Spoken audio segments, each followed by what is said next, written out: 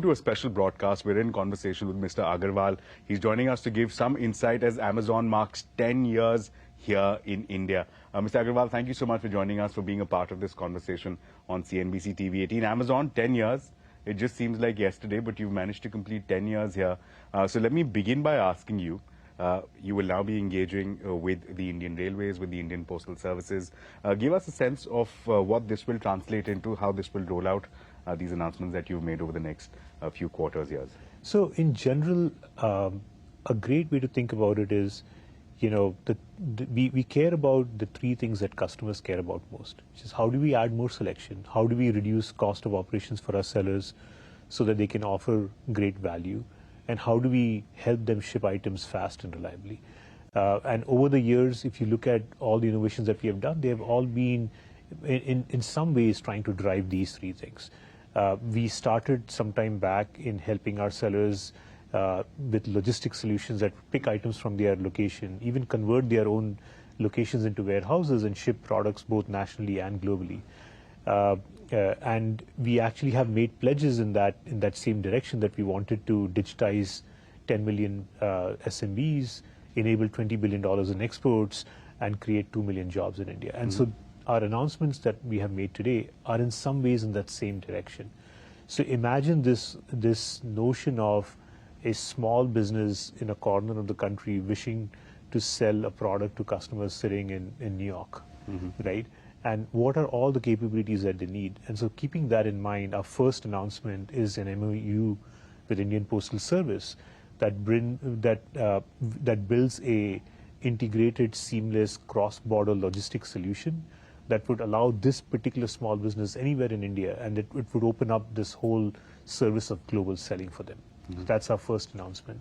The second one is, India has been trying to use DFCs, or dedicated freight corridors, to move goods.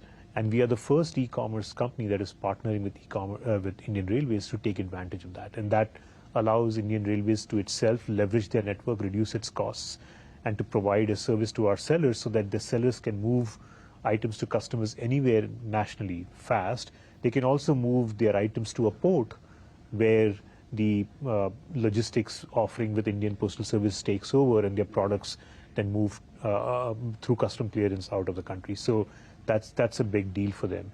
And the third piece is what we call as multi-channel fulfillment. So many of our sellers, as they get digitized, they would have operations on Amazon, off Amazon, and they would love a solution so that their inventory and fulfillment is in one place. They don't have to make choices of no matter where they sell.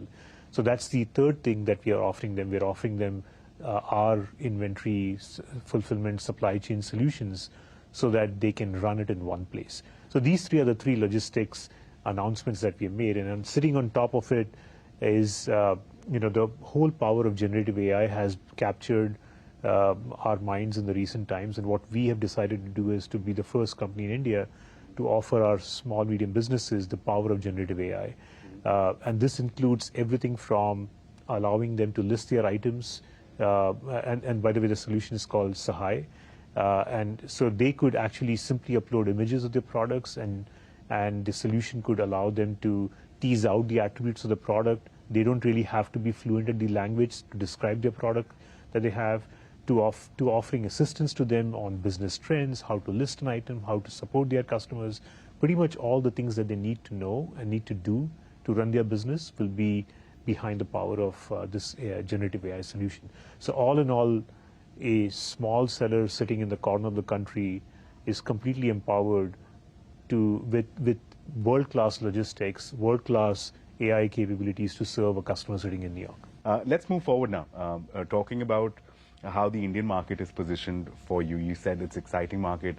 There's a lot of resources that Amazon is committing to it. In the nearer term, when we look at India, in fact, this is a situation not just unique to India. We're seeing a situation of high inflation, high interest rates. Just want to get your sense. We're on the cusp of the festive season. Do you think that this festive season, the next few months, will bring the mojo back in terms of stimulation of demand?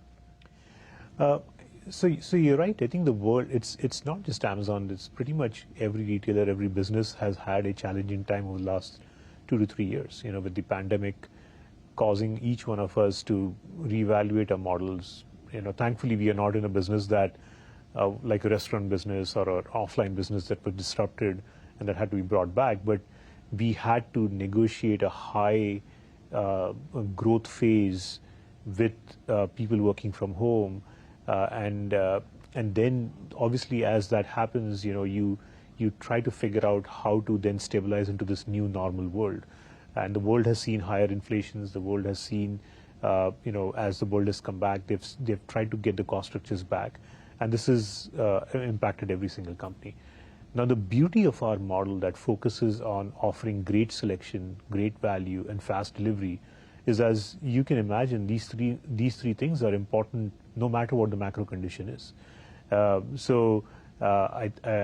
you look at our results in 2023, we've been very excited by the momentum that we're seeing in our global business, and that is true in all our emerging markets, including India.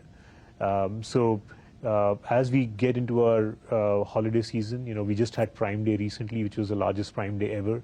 So if that's any indication, I think customers are very excited about coming to Amazon, getting access to great selection, and great value and fast delivery. And, we are prepared for the upcoming Diwali season. So you're optimistic about super optimistic about it.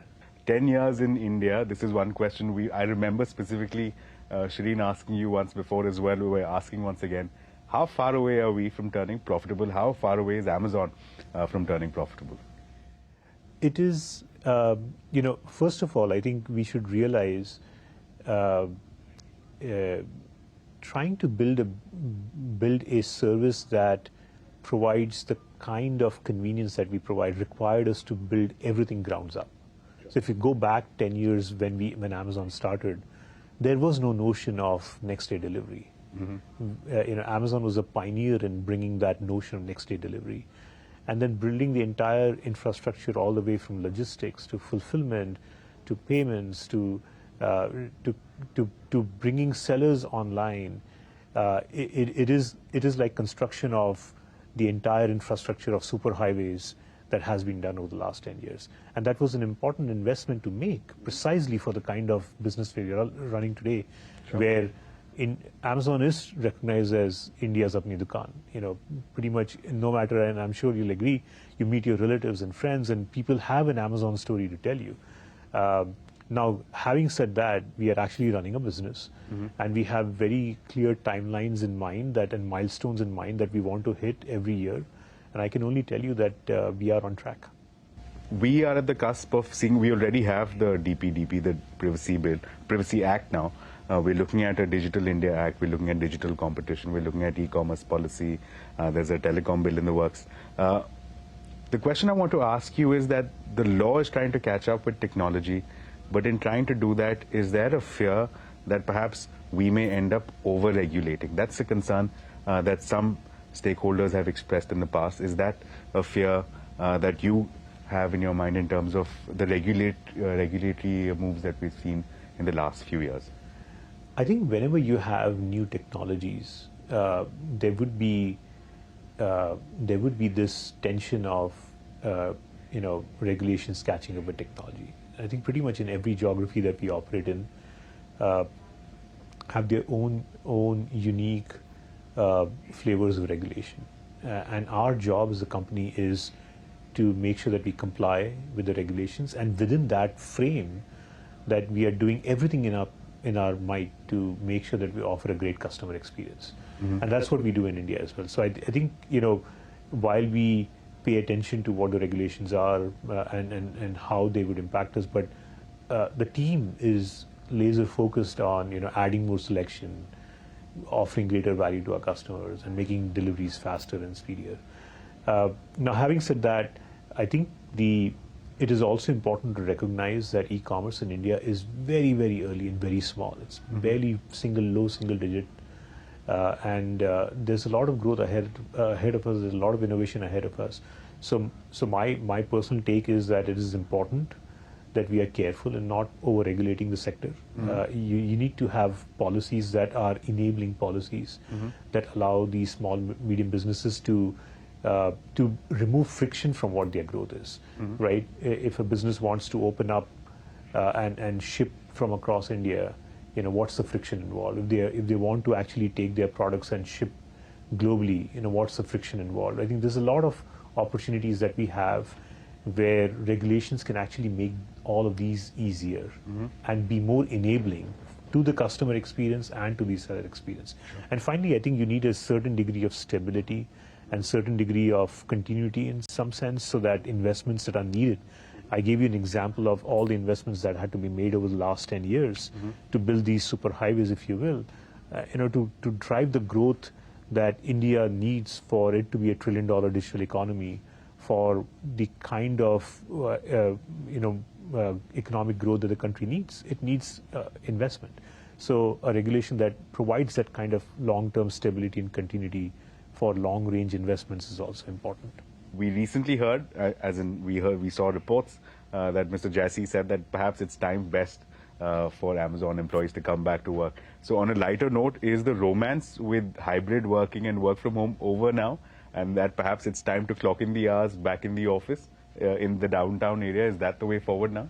Well, we haven't really changed our viewpoint on this. I mean, just to give you some context, we genuinely believe that culture is a big reason why over the last 27 years, Amazon as a company has thrived. And culture is what brings people together, a purpose and a culture. And we think culture and purpose thrives a lot more. You're able to learn it, model it, practice it, strengthen it when you are with your colleagues in an office. And so we have maintained our viewpoint on a hybrid environment, but with people coming 3 days to the office. And so we haven't made any changes, and probably that's something that you. But on a personal note, how would you rather make it? Would you? I love being. Would you in the see office. clocking in? Would you see yourself clocking in? Do you like that more? I think I just love to interact with people. To be able to discuss ideas on a whiteboard. There's so much innovation that happens in your conversations when you're one-on-one people. But it is also true that the pandemic has opened us to possibilities of certain kinds of roles and certain kinds of jobs, and to be done virtually. So as I said, we haven't made a change to any of our policies. We think a hybrid environment where people can benefit from both, from the flexibility of being virtual, but from just the in-person interaction that brings the culture alive. That environment works best.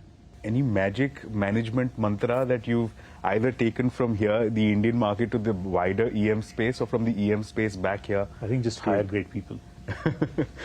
That's a great suggestion, Mr. Agarwal. Thank you so much for joining us. This has been an engaging conversation. We hope to continue this, and we hope to meet you more often in your visits here to India. Thank you once again. Thank you for having me. Thank you.